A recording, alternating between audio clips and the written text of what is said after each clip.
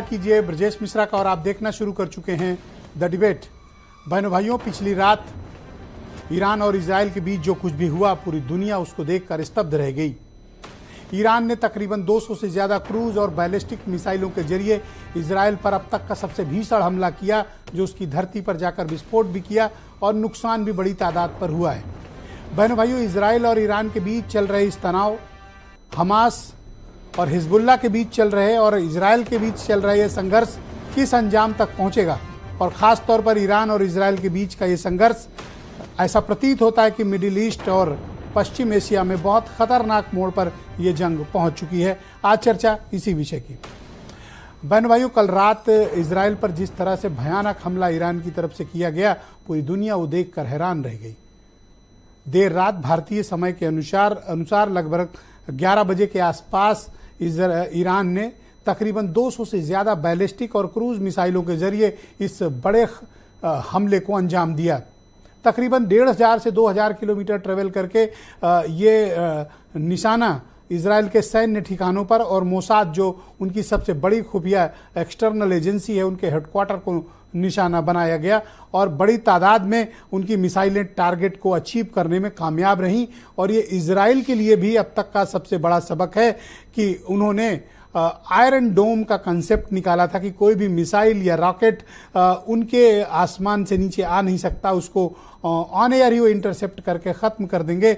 लेकिन ईरान की अधिकांश मिसाइलें टारगेट को पर जाकर नष्ट हुईं और टारगेट को अचीव करने में कामयाब रहीं।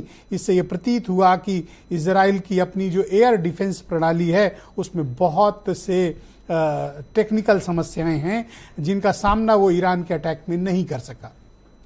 बहनों भाइयों, सबसे दूसरी महत्वपूर्ण बात यह कि आने वाले दिनों में ऐसा प्रतीत होता है कि ईरान और इजराइल के बीच का ये जो संघर्ष है ये बढ़ेगा, क्योंकि ईरान ने अगर इतना भीषण हमला किया है तो निश्चित तौर पर इजराइल इसका जवाब देगा।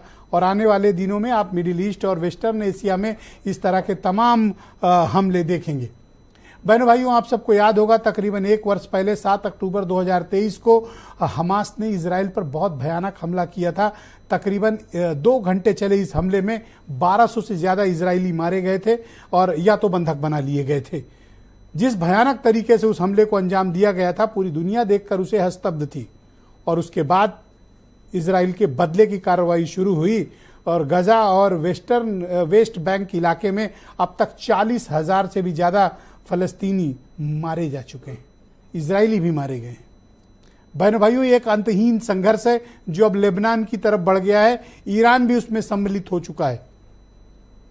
और इसके पहले इजराइल ने इस्माइल हानिया, जो हमास के पॉलिटिकल विंग के कमांड के चीफ थे, उनको ईरान में उड़ा दिया था।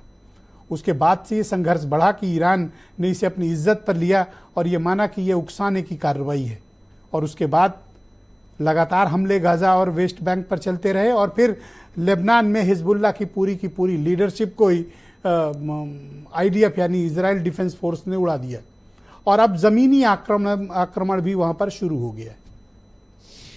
बहनों भाइयों, अरब कंट्रीज अधिकांशतया इस पूरे संघर्ष से खुद को अलग किए हुए हैं, खामोश हैं। किसी का भी एक्टिव पार्टिसिपेशन अरब कंट्रीज की तरफ से इस पूरे संघर्ष या वार जो भी आप कह लें, इस पर दिखाई नहीं देता है। लेकिन ये स्पष्ट है कि अमेरिका, ब्रिटेन और नाटो के बाकी सदस्य इस पूरे मसले पर इजराइल के साथ डटकर खड़े हुए हैं। और अभी जब मैं डिबेट पे आ रहा था तो मैंने देखा कि ब्रिटेन के एयरफोर्स आईडीएफ के साथ इस ऑपरेशन में सम्मिलित हो चुकी है। वो हमला नहीं करेंगे, लेकिन डिफेंस में ज़रूरत पड़ेगी तो इजराइल का साथ देंगे। तो ईरान के साथ कौन है? बहनों भाइयों, डायरेक्टली तो नहीं, लेकिन इनडायरेक्टली रूस ईरान के साथ है, ऐसा माना जाता है। भारत की भूमिका क्या है और भारत पर इसका इम्पैक्ट क्या पड़ेगा? बहनों भाइयों, भारत चाहता है कि इस इलाके में शांति रहे, ईरान में भी, इजराइल में भी।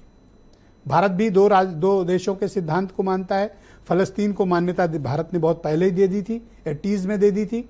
और फलस्तीन को लेकर भारत का जो इशूज़ रहा है वो यूनाइटेड नेशन में बहुत क्लियर रहा है। लेकिन अगर ये वार होती है, अगर ये युद्ध होता है ईरान इजराइल के बीच, तो भारत पर इसका क्या इम्पैक्ट पड़ेगा? बहनों भाइयों, भारत पर इम्पैक्ट पड़ेगा आर्थिक मोर्चे पर। हमारी तेल की कीमतें बढ़ सकती हैं। अगर तेल की कीमतें बढ़ी तो महंगाई पड़ेगी और इसका इम्पैक्ट भारत पर जरूर आएगा, लेकिन ये सिर्फ आर्थिक मोर्चे पर होगा। भारत की पोजीशन न्यूट्रल है दोनों तरफ से।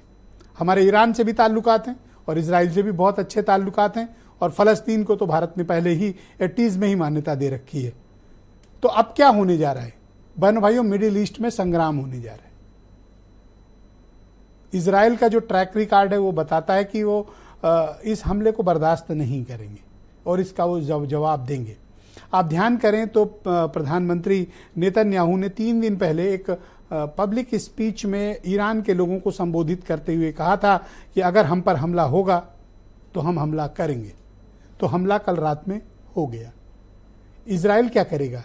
फिलहाल तो वो लेबनान के मोर्चे पर निपट रहे हैं और वहां जमीनी आक्रमण हुआ है, लेकिन ऐसा प्रतीत होता है कि हफ्ते भर के भीतर इजराइल कोई बहुत बड़ी कार्रवाई ईरान के विरुद्ध करेगा और ये एक बड़े संघर्ष, बड़े वार को बढ़ावा देने वाला हो सकता है, क्योंकि इसमें सिर्फ ईरान या इजराइल ही नहीं, दुनिया के तमाम ताकतवर मुल्क और नाटो भी डायरेक्टली इनडायरेक्टली इन्वॉल्व है और रूस की पोजीशनिंग भी डिफरेंट है। चाइना का भी क्लैरिटी नहीं है। लिहाजा आने वाले वक्त में अस्थिरता, संघर्ष, वॉर ये सब बढ़ने वाली है, जो हम सब देखने वाले।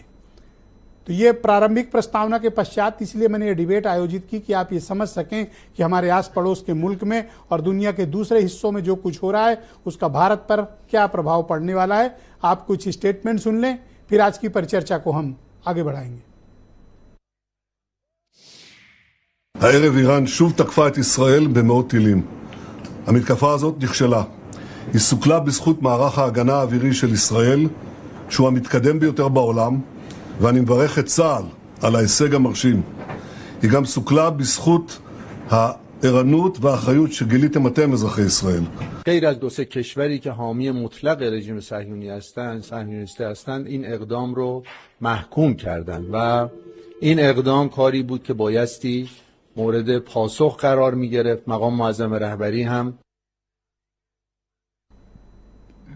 तो बहनों भाइयों, आज की इस परिचर्चा को आगे बढ़ाएंगे। मेरे साथ जाने माने शिया धर्मगुरु मौलाना सैफ अब्बास इस कार्यक्रम में मौजूद हैं और देश के बहुत ही जाने माने डिफेंस मामलों के एक्सपर्ट और पूर्व राजनयिक पीके सहगल साहब मुझे इस कार्यक्रम में सम्मिलित हो चुके हैं और बहुत ही जाने माने फॉर्मर डिप्लोमेट डॉक्टर मोहम्मद अमीन भी मेरे साथ इस कार्यक्रम का हिस्सा हैं और समाजवादी पार्टी के प्रवक्ता और कर्नल, पूर्व कर्नल आर्मी के, इंडियन आर्मी के कर्नल शरद शरण मौजूद हैं और आसिम वकार MIM के राष्ट्रीय प्रवक्ता हैं और वीरेंद्र सिंह जी हमारे स्टेट हेड। आप सभी का शुक्रिया और धन्यवाद।